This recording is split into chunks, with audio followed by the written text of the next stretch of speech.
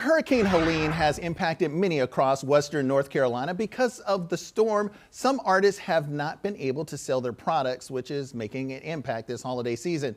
Here to help change all of that, this year's Pottery Market at the Mint Museum. And joining me now, the organizer of the benefit, Vince Long. Vince, how are you doing? Doing well, thank you. Well, Vince, let's go ahead and talk about it. Last year, you guys had about 1,600 people come to the market. Can you talk a little bit about the success of the market and what it means? Well, the Potter's Market at the Mint has been a long-standing event running about 18, 20 years now. And it's the top potters in the state. It's generally considered one of the best shows in the state.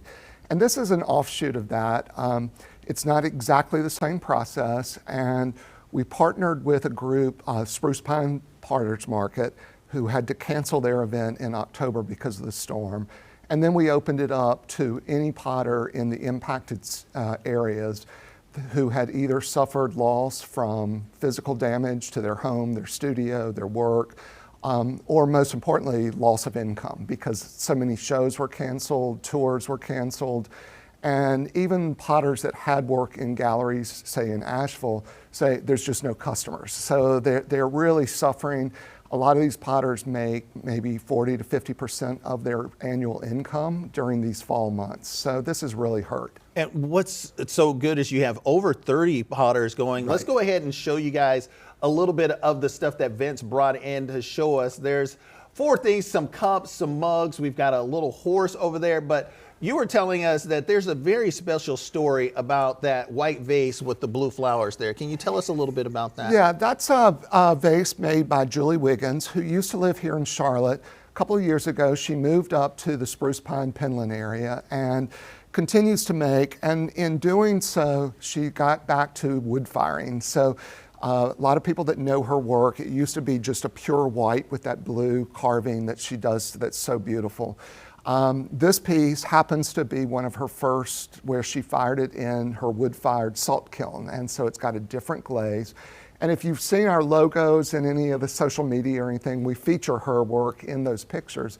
But one of the things that's so interesting, Julie, after the hurricane, she didn't suffer a lot of damage to her own property, although I think her kiln may have been impacted.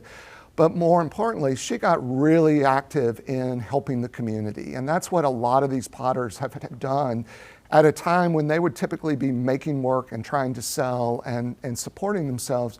Julie went all out trying to help her neighbors, and she coordinated the airlift of over 200 generators to people in their community who were having to store insulin in creeks and things like that. The suffering was just so immense. And I think Julie is just a good example of what the potters are contributing to their community, not just through their art, but through supporting their neighbors. And that's the whole thing about this, is helping everybody in Western North Carolina. Exactly. And that's what this market is going to do. But just on a personal note, can we just talk about what the Potter's Market means to you and then everybody over at the Mint? Well, because I've been involved with these shows for a while, I've gotten to be really good friends with a lot of these potters. And so these are like family and friends, and you want to help and you want to see them do well. And what's been really exciting working on this is how much people have been excited by what we're doing, how much help they're offering. We didn't start this process as specifically a fundraiser. The point was provide the opportunity to the potters so that they could come at no cost, so they keep 100% of their sale proceeds.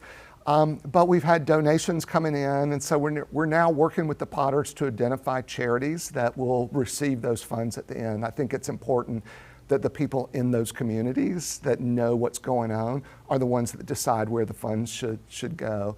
And then we've had great support from the Mint. Park Expo and Park Ministries has been incredibly generous. Carolina Trade Show Decorators has helped us. Just everywhere we turn, people are donating, helping, trying to support us. and because I think it's just a cause that really touches people's hearts. Yeah, it's touching everyone here and in our state, and to make sure that they benefit Western North Carolina. Once again, let's go ahead and show you what's going on. It's December 14th from 10 a.m. to 4 p.m. at the Park Expo and Conference Center. Admission is free. There is a small fee for parking. Yes, there's a small fee for parking, and we're welcoming donations. If people want to help out, we will make sure those funds get distributed to charities that are really having an impact. Sounds great, and we'll make sure we link that on our website. Organizer Vince Long. Vince, thank you so much. Thank you.